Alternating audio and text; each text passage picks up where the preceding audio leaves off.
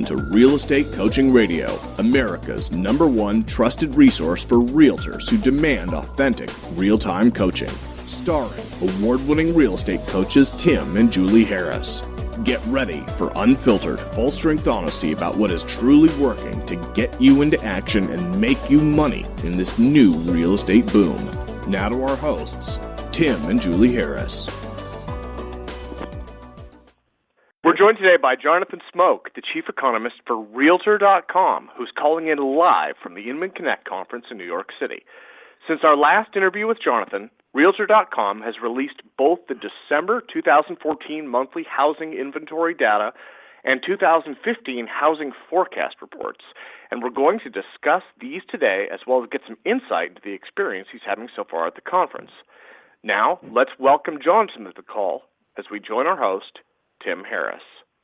So just so excited to have Jonathan back on the radio show, one of my favorite returning guests, and especially since he is reporting with quotes around it live from Inman Connect in New York City. So Jonathan, thank you very much. I look forward to hearing your feedback on the conference, of course, but also really diving into the numbers of the report that you just released.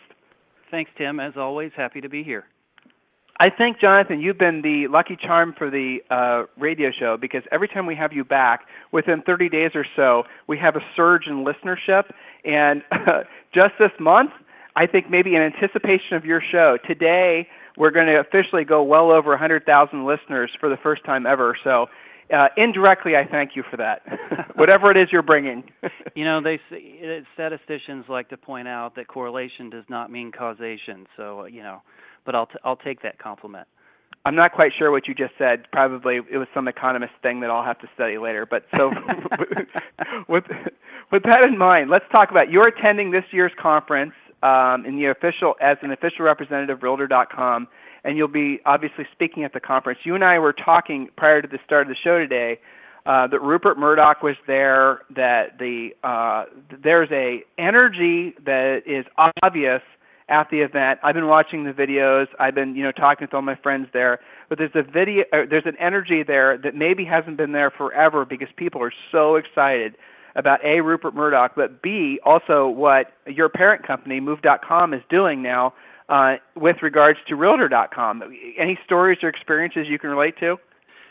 Sure. Yeah, it's been a great vibe, and today has been over the top because of Rupert being the keynote address this morning. There was it was just the energy on the floor was fantastic. Of course, I don't know, again, as a boring economist, to say if that's a perfect indicator of optimism, because these conferences are part technology, part networking, part personal development. And realtors, it's not like they're naturally negative and unpleasant to be around. So, I think I wasn't here in the worst of days, but I have a feeling even then it was probably exciting. But there's no doubt. I would describe the vibe when Rupert Murdoch's, there's a lot of anticipation.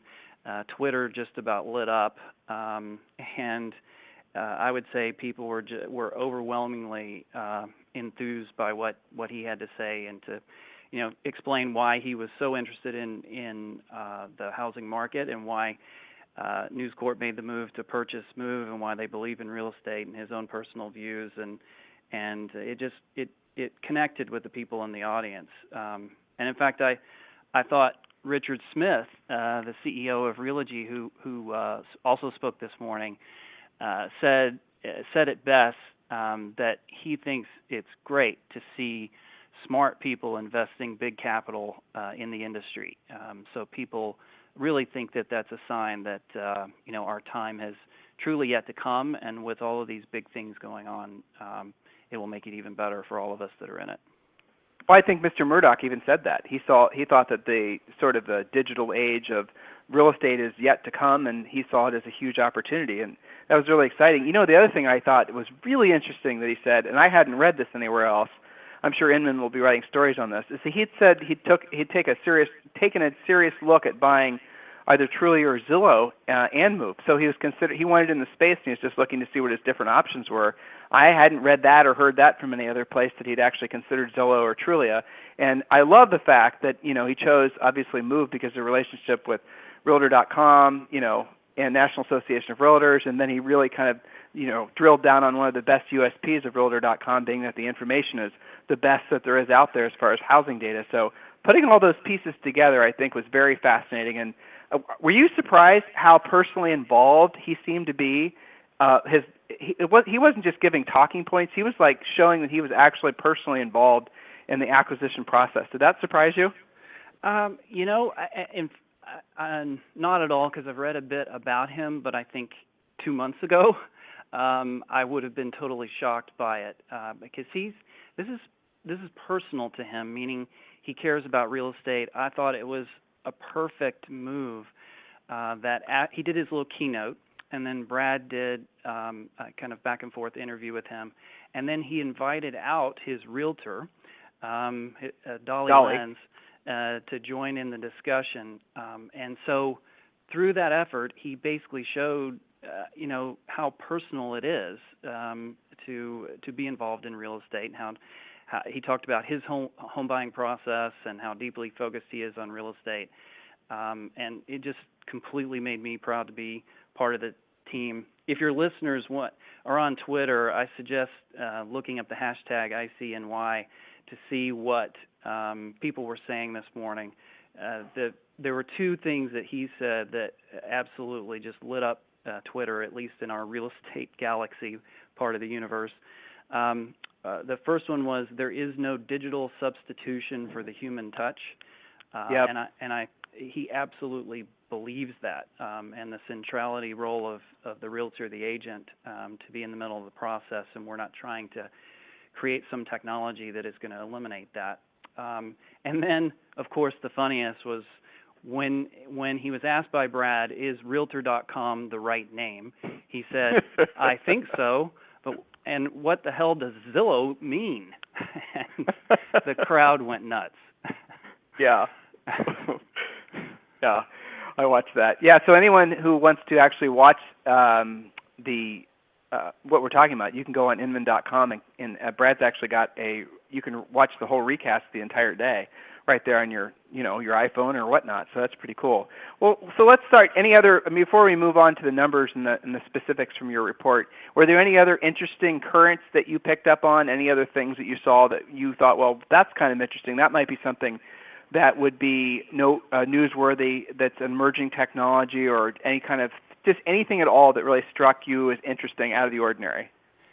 Yeah, yesterday, the way they do these conferences, Inman is always focused on having quite a bit of attention to new technology startups and what they refer to as new kids on the block. And so a lot of yesterday was focused way more on technology. I think the word that got repeated more and more was the usual disruption and innovation. There's an article on Inman now on the 11 companies that they selected as new kids on the block. And what struck me, I would say that there was nothing in that I thought was, just like, oh my goodness, I can't believe that's happening. It was that if you read through what the new companies are all focused on today, it's far more about agent productivity. So it's tools, it's CRM enhancements, it's things that help make the agent more productive rather than trying to eliminate the agent. I would say it's far less about creating leads, and it's far more about being effective. And in terms of technology trends, the two things that seemed to jump out to me the most were the use of video, and how impactful video is to the consumer experience, and then, of course, the whole migration with mobile. And in fact, even Rupert Murdoch talked about mobile being the most important trend in technology today. Yeah, so any of you out there listening or have a technology startup, the trend is no longer about disrupting the realtor. I got criticized for saying realtor wrong, so I got to work on that. The technology that's being evolved, the technologies that are actually working, are the ones that are enhancing the realtor, not looking to replace the realtor. Something that's helping agents become more efficient servicing their clients, not something that's going to, basically do anything counter to what the agent's trying to get done. So, all you technology startups out there, just keep that in mind. That seems to be the direction that frankly, the money's flowing. So if you're looking for investment capital, that seems to be where folks are investing. And it takes me back to the interview we did with Dale, the CEO of National Association of Realtors.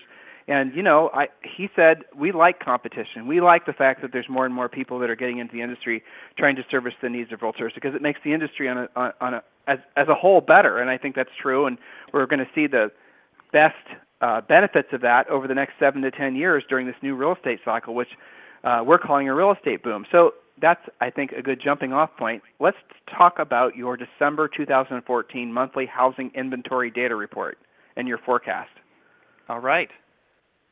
Anything? So you were presenting at Inman, weren't you, by the way, personally? Yeah, and in fact, your listeners can see it live streamed tomorrow morning. I'll be on a panel at 9:45 along with my counterparts at Zillow, Trulia, and Redfin. So it'll probably be entertaining. Do you probably be entertaining? Oh, boy. Do you anticipate there's going to be some dissension in the ranks amongst the economists? Is that what you're suggesting? Oh, they're encouraging banter. It's really the first time that all four of us have been together on a panel. So I don't know. We'll see. Competitive economists. I'm definitely going to have to tune into that for sure. So now the 2015 report was subtitled "Stage Set for the Return of the First-Time Home Buyers." Can you tell us what that means? Yes, absolutely. So, we've on our last several calls, we've talked about how 2014 was going, and now that we can close the book on 2014, we can describe it as a very good year. Healthy, normal sales were up 3% year over year. That's what I like to emphasize. If you look at total transactions, they were actually down 3%, but all of the decline year over year were in foreclosures and short sales. So when you take the distress out, actually healthy sales were up 3%. Prices were up 6% on average, but the one glaring weakness when you took a look at the year, and actually for the last several years, was in the lacking presence of first-time buyers. And that's a scenario that is, of course, holding back the volume of transactions, and I would argue is not healthy for the overall real estate ecosystem. A lot of things contributed to that problem: tough credit standards, economy not strong for long enough, and we think that we are on the precipice of that changing. And much of the growth we expect this year, in fact, will be from the first-time buyer segment finally growing and getting back to its more normal level of representing about 40% of the transactions. That's exciting. So let's talk about your 4 predictions for 2015. Well, I think a lot of it will resonate with themes that we've talked about in the past. So a key part of that is that the millennials will really be at the point that they're stepping up and getting active in the housing market, and that's part economics because their circumstances have changed as the economy has improved. It might have been accurate in 2011, 2012 to say that they were vastly unemployed, staying in school or just hanging out with mom and dad. That's changed pretty dramatically, and millennials should be driving about 2/3 of the household formations that the country sees over the next 5 years at least. And as a result of that, more and more of them will be entering the housing market. On that trend, as well as just the continued strength that we're seeing across the board, we believe that existing home sales will increase 8%, which is going to make the growth from an annual perspective very similar to the growth that we saw once we got off the bottom in 2011 and entered 2012. But the huge difference is that almost all of these sales are going to be healthy sales, whereas back in 2012, a lot of that was about clearing out the foreclosures and the distress on the market. We see home prices continuing to gain, but gaining at a bit more moderated and closer to normal pace of 4 to 5% up. We also think this is the year that mortgage rates will continue to rise, and part of our forecast on that front was saying that we think they could reach 5% by the end of the year. and a lot of probably consumers and the industry would kind of say, really, do you feel that way, since we've seen the opposite happen over the last couple of months? And I do really believe that we're going to see mortgage rates moving up. It's probably going to be a volatile year with rates moving up and down depending on what the Fed is doing. And because of prices and rates going up, there is no question that affordability is going to decrease. And that's why it is truly one of those times that you can say it's absolutely a great time to buy, because we know in a year that purchase is going to be more expensive. One of the biggest complaints that we're hearing from all of our thousands of students, and you read this on CNBC and other news outlets are reporting the same thing. NAR just came out, well, I mean, more than anybody, about the decrease in home sales. I think it was down 3.2% pending contracts. And, everyone's going to say the usual things. I'm sure it has to do with, hey, guess what? It was the cold winter, and, it's seasonal. And, I mean, those are going to be the reasons that they'll blame in another 60 days as home sales inevitably return. But the thing that's interesting, and Jonathan just talked about this, guys, is the lack of first-time home buyer homes. In other words, stuff that's available for guys, buyers to buy. That's going to start coming on the market again, because what we've been waiting for are a lot of the people that have been underwater on their rental properties, or underwater, or just near equity on their, whatever house that they want to sell that is a perfect home for that prospective first-time buyer. Those are going to start coming for sale as people have equity again and can sell. So, the freeing up of inventory and seeing an increase in inventory. Jonathan, do you have any opinion on that? Have you guys studied that? Absolutely. And in fact, I think that decline we heard about in pending home sales this morning was far more of a supply issue than just about anything else. Because in our December inventory numbers and the numbers that also the National Association of Realtors reported last week as part of existing home sales, inventory declined in December. It was the first time in the year that we saw inventories actually decline.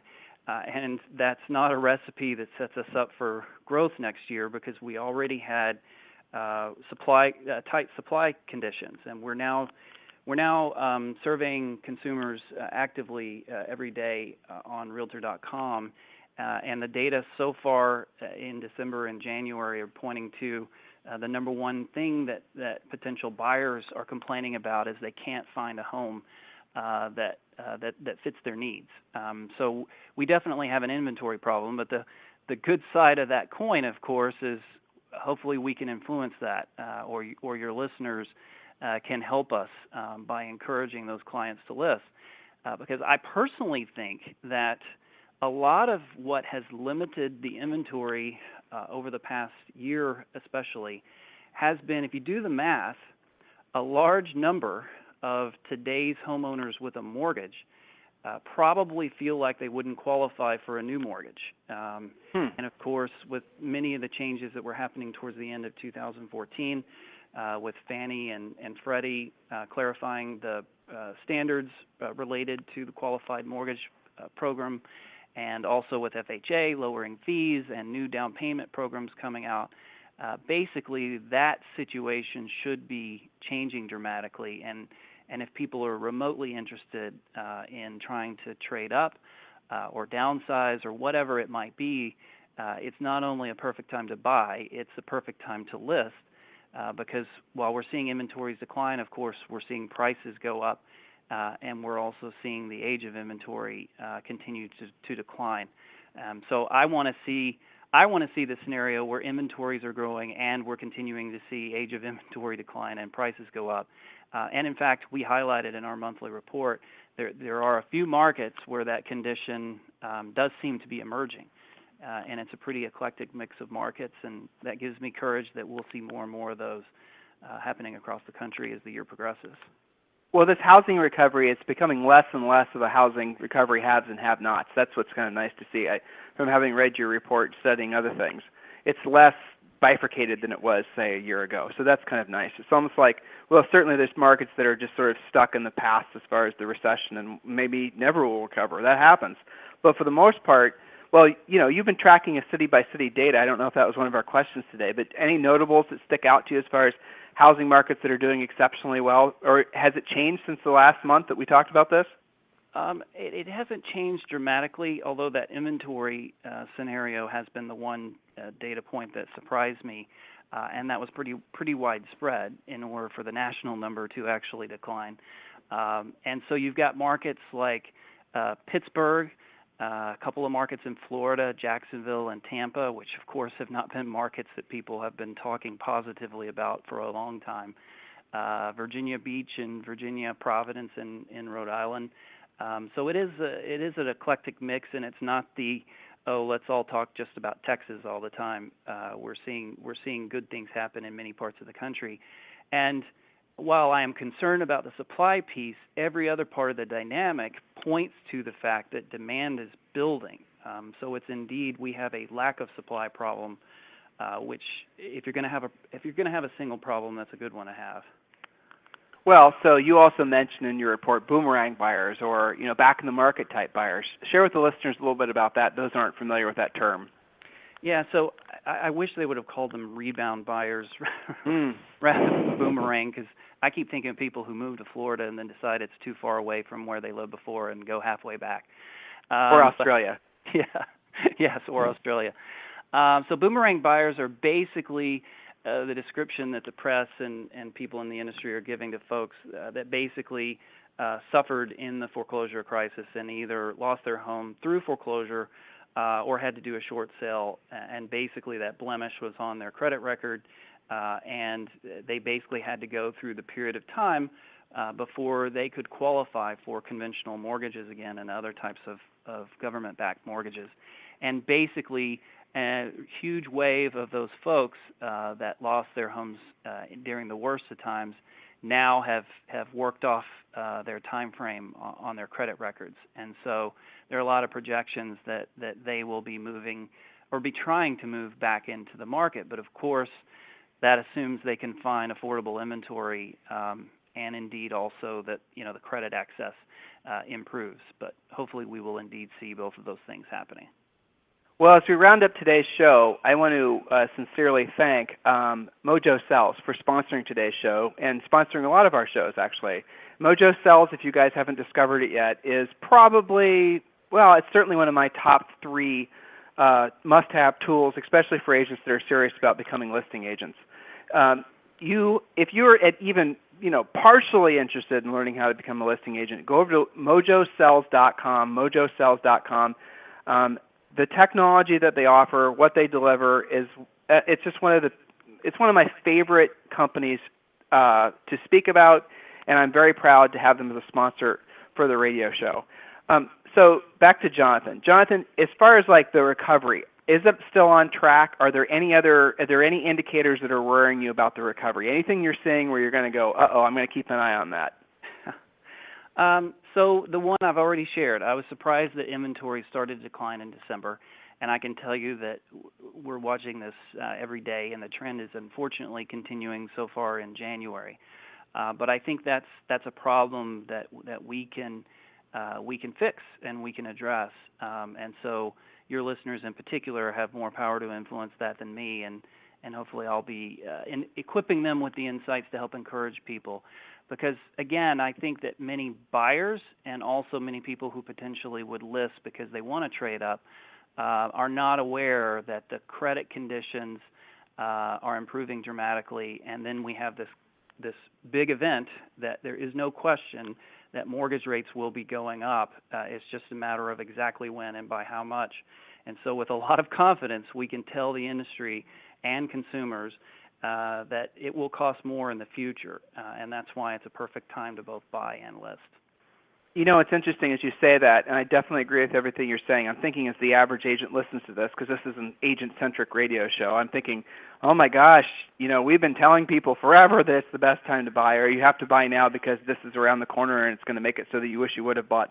And people are, agents are weary of saying that, and maybe consumers are weary of hearing that. So if you guys want to reinforce that message, why don't you go hit up Google, do your own homework. Jonathan's left us more than a few breadcrumbs to give you an idea of how to search, and just keyword search expected 2015 interest rate hikes, mortgage interest rate hikes, future, whatever. Just throw in different keywords. Print off as much information as you can and have it at the ready to validate that, hey, guess what? This is not a this is really going to happen, and the Fed's essentially said that it's going to happen. Everyone's expecting for it to happen, and I remember when Julie and I sold real estate, Jonathan, interest rates were at 7%. I remember this when we first started selling real estate, and everyone was celebrating. And I remember we'd have these clients that they were in their 60s and they're in their 70s, and they're buying their first house. This is back when we sold real estate in Ohio. And I always thought, I never forgot that. I mean, we were in our early 20s, and I was thinking to myself, these people have never been able to buy a house, and the reason they're buying now, because the interest rate's at this ridiculously low level of 7%. Well, I'd taken for granted that interest rates were always going to be less than 10%, but that certainly hasn't been the case. And going forward, we're not expecting, I don't think, Johnson's expecting to see rates like they were back in the, double-digit, 10, 15, 20% range. But even a tiny increase in interest rates with the average sale price in most major markets will make it so most people, a lot of folks, are going to literally be out of the market for maybe until they're in their 60s and 70s. So that's something to keep in mind. That's no idle threat. That's just a reality. This is the difference between a lot of your prospective buyers being lifelong tenants or lifelong owners. And give them the information, let them make their own decisions. So, Jonathan, anything else in particular about the housing report, anything that you can think of that we need to mention to the listeners with regards to how they can better prepare themselves for the rest of the year? You sound very optimistic. I'm not hearing anything that I would be overly worried about or read in your report. Going forward? I'm definitely optimistic. I don't think the global, concerns in Asia and Europe are going to throw the U.S. off. But I think these challenges that we face with limited inventory and not being aware of what's happening in the mortgage market is something that we as an industry can help address and fix.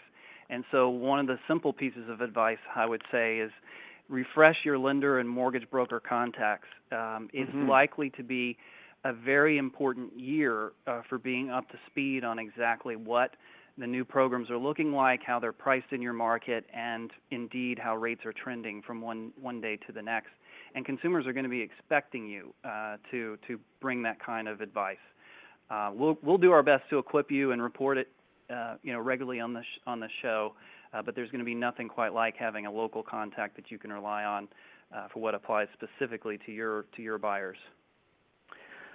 So listeners, there was from our friend Jonathan Smoke from Realtor.com. We're going to include a link to the Inman schedule in New York if you happen to be there, so you can watch Jonathan live tomorrow morning, or you can watch him live on the streaming show that you can find on Inman.com. So listen to what this guy has to say. He's representing the company that I believe is going to be, within very short while, the number one portal for folks to go and look for housing data. Pay attention to the moves that Realtor.com is going to be making, guys, this year. Be part of the change. Look for all the new, innovative, creative things that News Corp is going to bring to our industry, and be ahead of the curve. This is where the change is going to be happening. It's not happening outside of our industry anymore. It's happening inside of our industry. And I, for one, am relieved. So, Jonathan Smoke, I want to sincerely thank you for being my co-host today. And listeners, we'll talk with you on the radio tomorrow. This program has been a presentation by Tim and Julie Harris, Real Estate Coaching. For more information on our real estate coaching and training programs, visit our website at timandjulieharris.com. Remember to tune in weekdays at noon for upcoming shows, and until next time, thank you for listening to Real Estate Coaching Radio with Tim and Julie Harris.